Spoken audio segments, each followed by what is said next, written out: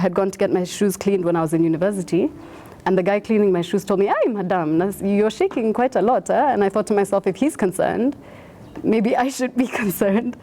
This dopamine is responsible for the control of movements, but it's also responsible for controlling feelings of reward and motivation.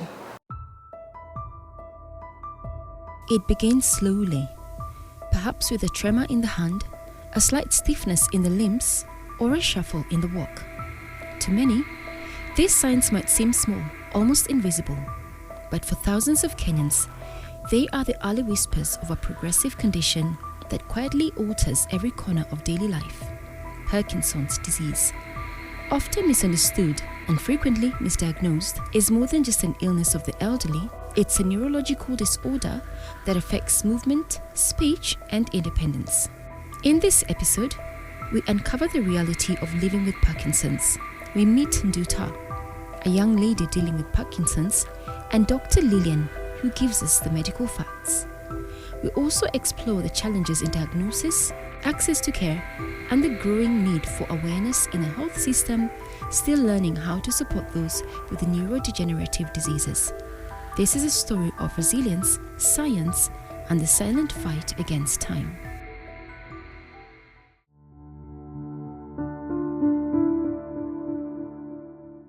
My name is Nduta, and I am a Parkinson's warrior, but that's not the only interesting thing about me. Where it started, I guess that would be in about high school. We had gone on a school trip, and I got really excited because we were abseiling or rock climbing or one of these things. And when I got to the top of the rock, I started to shake ridiculously. And in that moment in time, I didn't feel like anything was wrong necessarily. It just felt like a surge of adrenaline. And so my teacher was panicking. She was like, "Come down, come down, come down. Have you been drinking changa?" Because I was shaking.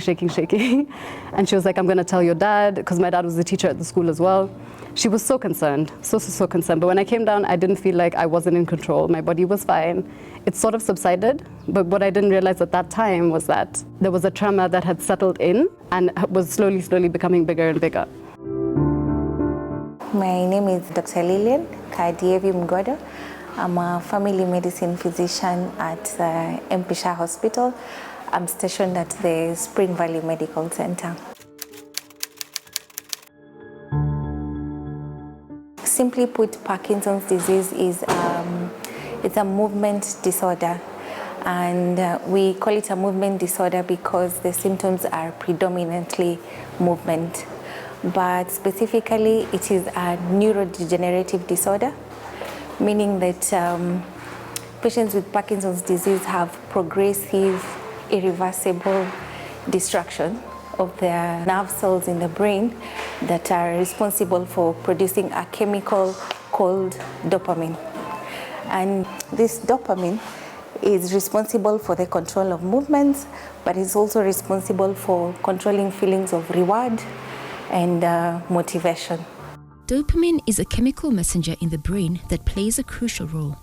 Without enough dopamine, the brain struggles to send proper signals to the muscles, making even the simplest tasks difficult over time. This is why Parkinson's is a progressive disease.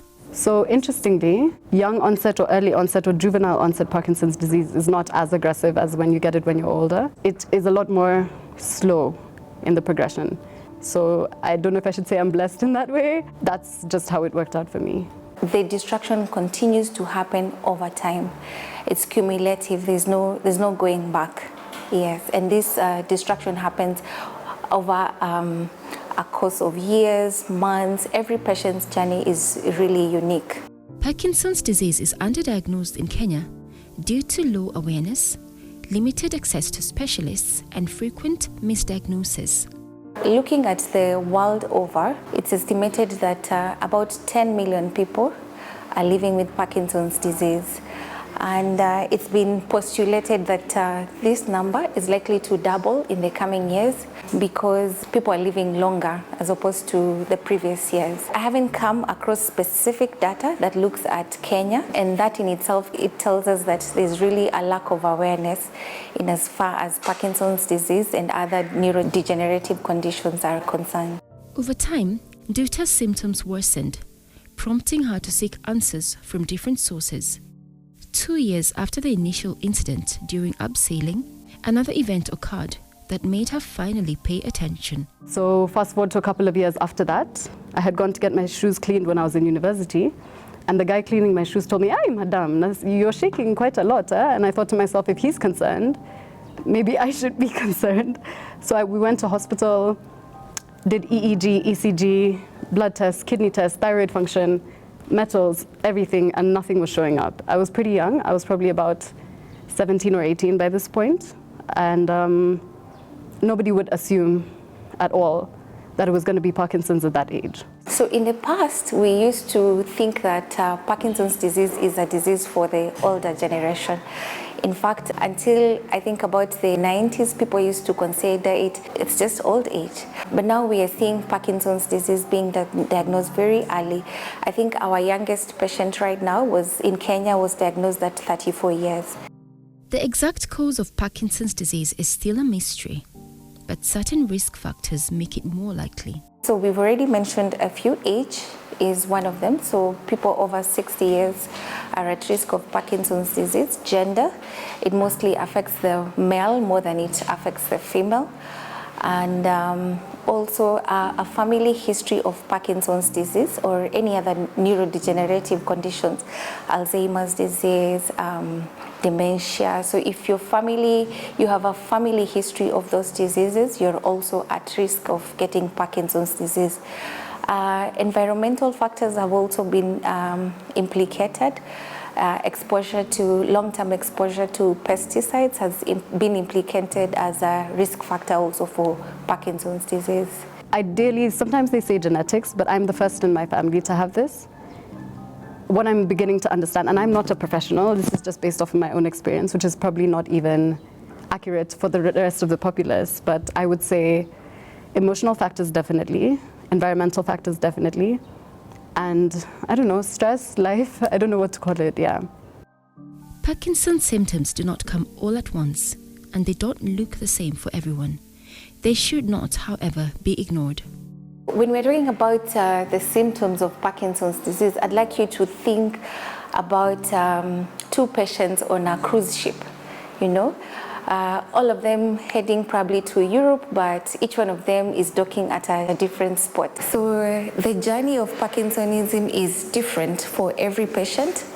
And so we cannot collectively say that these are the symptoms of Parkinson's disease, but that's it. Remember, I mentioned that this is a movement disorder. So the common symptoms among many Parkinson's patients would be tremors at rest, stiffness, and slowness in their movement. Those would be common. But there are other non-motor symptoms that do not have anything to do with movement. And these are the ones that would predominantly develop very early on in the disease. And this should be your telltale signs that something is wrong, and this is what should prompt you to actually take this person or take yourself to see a neurologist. Things like disturbances in your mood, so depression, anxiety, changes in your bowel movements like constipation. Some children will bring you their parents and they'll tell you, my dad or my mom has no feelings. They have this blunt facial expression on their face, They cannot express emotion at all. And it's to do with dopamine, because dopamine is also responsible for those feelings of, motivation, joy. It's also responsible for that. Sleep disturbances. So Parkinson's patients have what we call enacted dreams, vivid dreams. A spouse might report that, my husband or my wife is kicking me in my sleep, because they act out their dreams. And so these ones develop earlier on in the disease. Before then, you begin to see, the motor symptoms, the slowness in movement, the stiffness, the bending forward, the rigidity in their movement. So if you actually come across the non-motor symptoms, that should prompt you as an individual to either go to hospital or take the person you're seeing with these symptoms to see a neurologist. I sarcastically call this condition the gift that keeps on giving. I've heard other people refer to it as the gift that keeps on taking. The list is extensive. There's a lot of motor symptoms that are visible to anybody. As you can see, my leg is doing what it wants to do right now.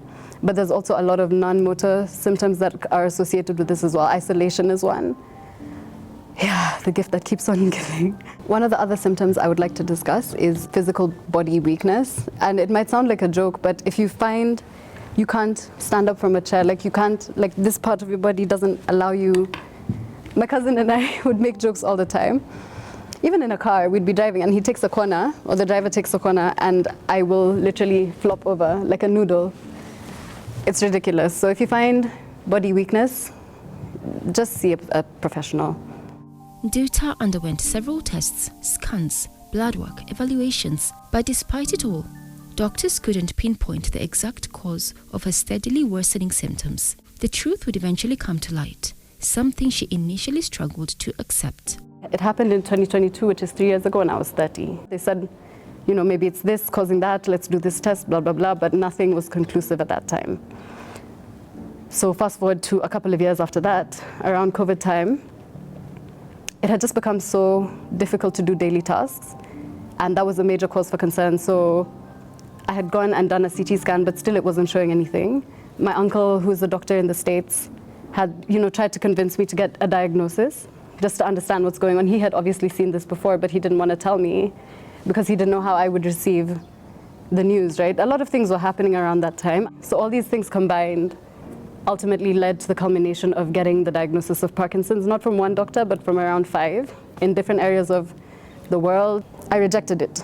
I rejected the diagnosis. I was a bit stubborn and I was in denial, I'm not gonna lie, because when you make the decision to go to the doctor, you have to be, when you ask a question, you have to be prepared for the answer, right? I was not prepared. That denial that I talked about was so debilitating. And I remember even the doctor said to me, because I asked him, I was like, so what is the prognosis? What are my treatment options? And he said, you either medicate for the rest of your life or you have brain surgery. And sitting there, I thought to myself, this can't be it. This cannot be it. So I was defensive.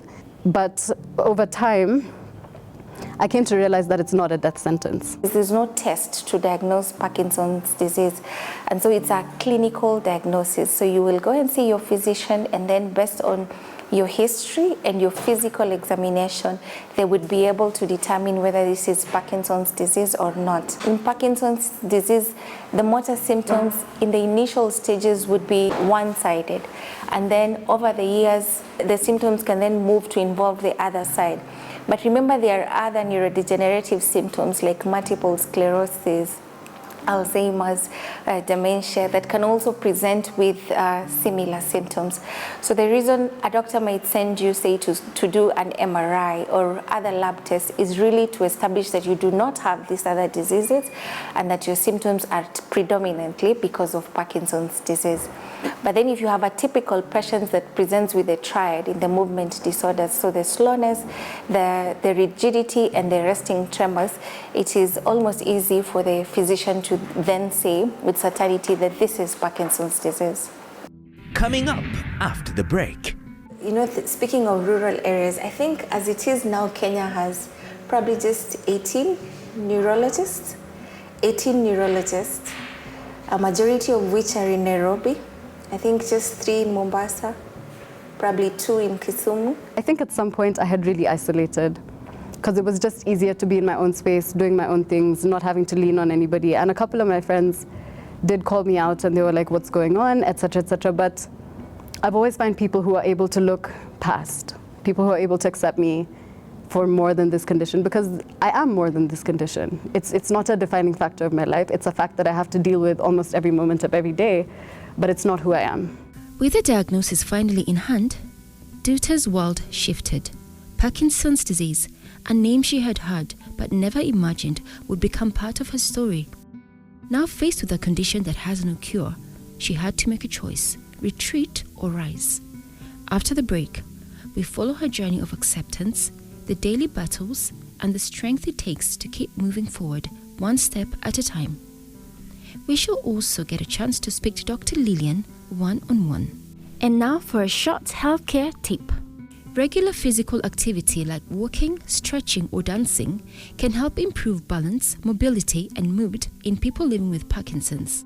Even gentle daily movement can slow the progression of symptoms and boost quality of life. Always consult a doctor or physiotherapist to tailor a safe exercise plan. Additionally, a balanced diet rich in fruits, vegetables, whole grains and fiber can support brain health and ease symptoms of Parkinson's.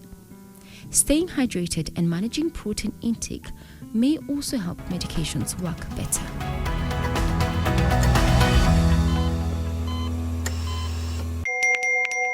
We are living in a lost and broken world, constantly bombarded by messages of hate and atrocities. But with God, we can overcome. Find hope and restoration on the go through life-changing shows on the Family Media app. And then you will lose yourself and gain the world. And Jesus said, what good is it? Get to stream Family TV and Family Radio 316 straight from your phone. Catch up on a show you missed or create video streaming playlists by saving and watching videos from our huge variety of shows at your own convenience. Download the Family Media app, available for all Android and iOS users on the Google Play Store and Apple Store respectively. Family Media, keeping Jesus on the airwaves.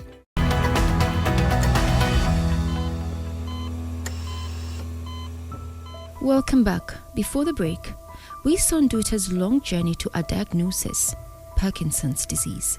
But that moment wasn't the end. It marked the start of a new reality filled with daily challenges, emotional hurdles, and unexpected strength. In this half, we follow how she's learning to live with Parkinson's, the support that keeps her going, and the quiet victories that bring hope one day at a time. First, let us speak to Dr. Lillian one-on-one. So the lady we spoke to said that she does sometimes try natural remedies that have got dopamine. Is that a thing, like, can you find dopamine naturally? I would say our bodies produce dopamine from what we feed. The problem with the naturopathic, and I'm not saying that it doesn't work. I'm a huge fan of treating our bodies the old way. I would say that you just don't know how much you are taking in. And if we look at the treatment of Parkinson's disease, even the dosing of the Cinemet, it started very slow and then increased gradually depending on the patient's response. And we are looking at the positive response, meaning a resolution or improvement in the symptoms of Parkinson's disease, but we are also looking at the adverse effects of dopamine. And it's for that reason that even when you are gradually increasing the dose, you increase at very, very small determined amounts.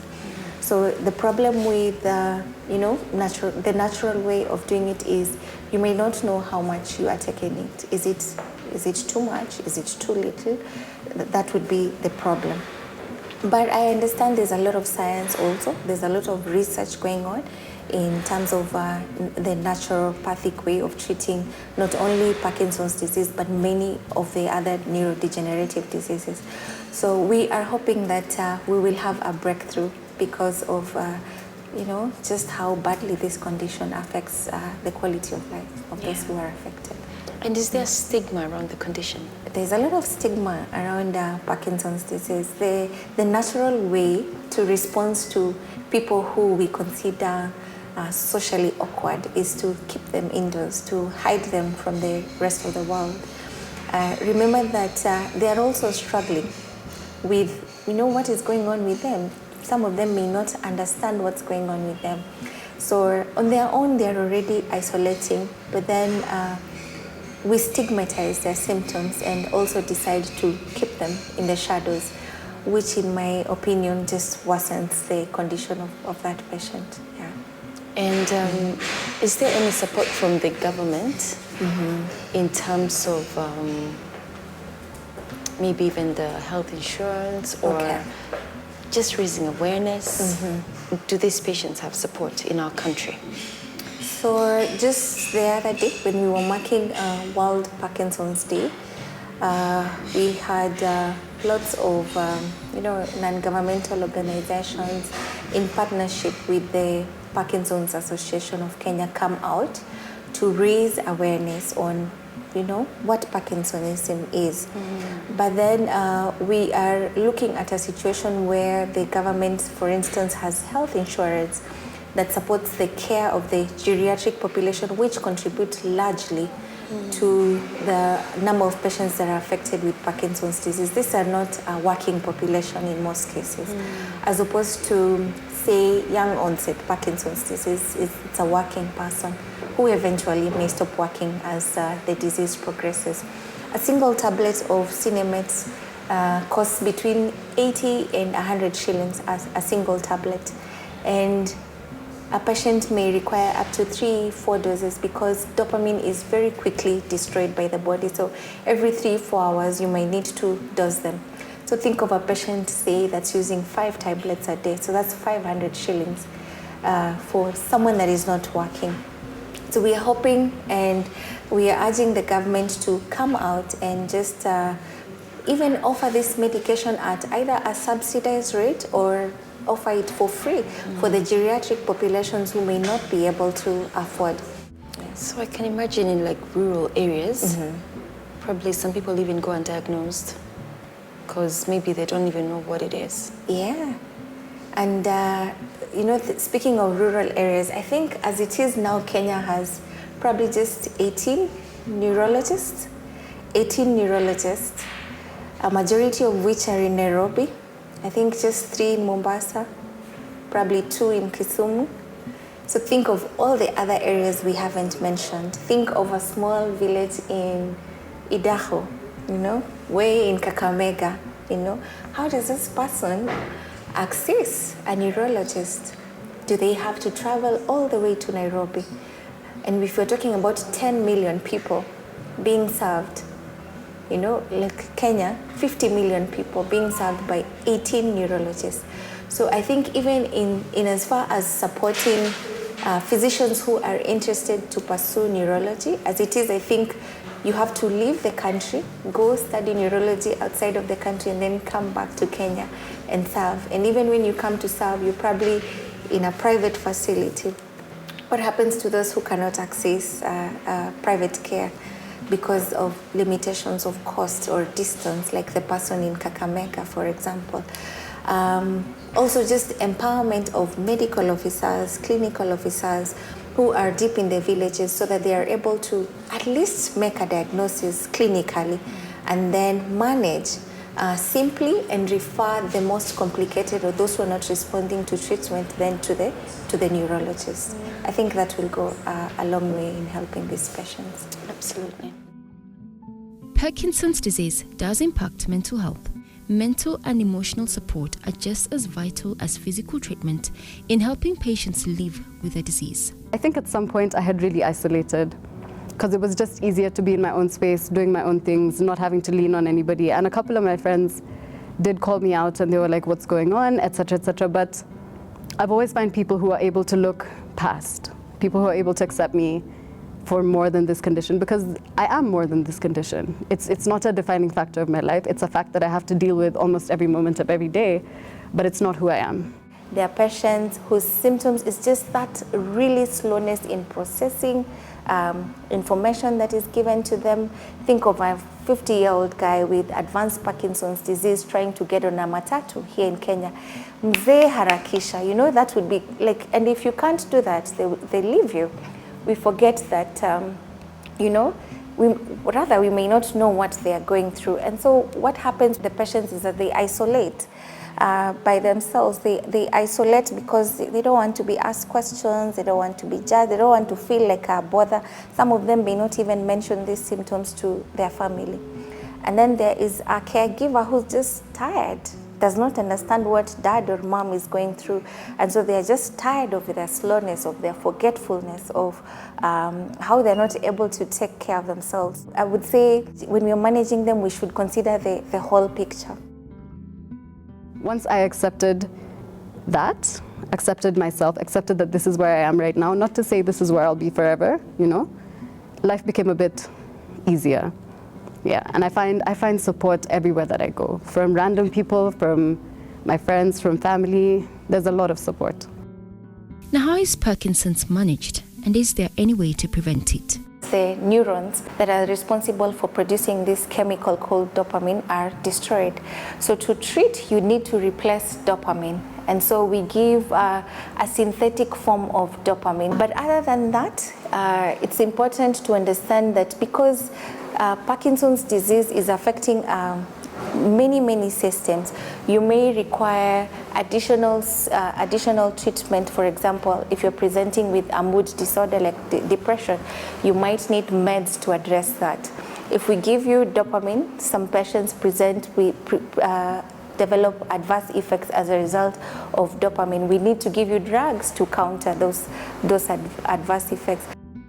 Before taking her medication, Nduta's hands had a visible tremor, but after taking her medication, the tremor stopped. One of the major side effects of these medications, however, is dyskinesia, which is involuntary jerky movements, and this happens after long-term use. Now, exercise is one of the most powerful tools for managing Parkinson's disease.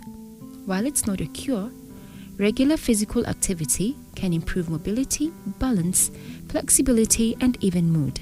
So the remedy is actually exercise, and I find that so ironic because movement disorders mean your body's moving when it's not supposed to and not moving when it is, right? And the remedy for that is to move your body. Very ironic. But yeah, exercise really works. Yoga, walks, swimming, anything you can do really that just moves your body a little bit. Exercise is very beneficial because remember, it's a movement disorder. Recently, I've been able to start dancing. I'm not a professional dancer, guys, but yeah, better than before.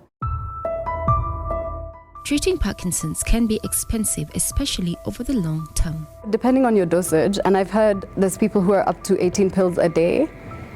Currently, I'm on 2 pills a day. 100 pills is around 6,250. So if you're on 3, that's about 3 months, right? You can get generic ones, etc., but they're not always available. If you're not on health insurance, if you don't have ways to make those ends meet, it should be an essential drug, to be honest. As we conclude, the question remains, how is life now for Nduta? Currently, I am also a pioneer in my own rights with my partner. His name is Martin. We have started a musical community in Kenya. It's called Drum and Bass. It's actually from the UK, and we brought it here. So it's going pretty well. It's just the arts, which is a whole new world to navigate, but yeah, it's so far so good. Parkinson's might change how a person moves, but it doesn't define who they are. For Nduta and many others in Kenya, the fight is ongoing, not just for better treatment, but for understanding, awareness, and dignity. As science searches for a cure, every step, every voice, and every story brings us closer to hope. Because living with Parkinson's is not the end. It is a different path, walked with courage. Thank you for watching Family Health, and see you next time.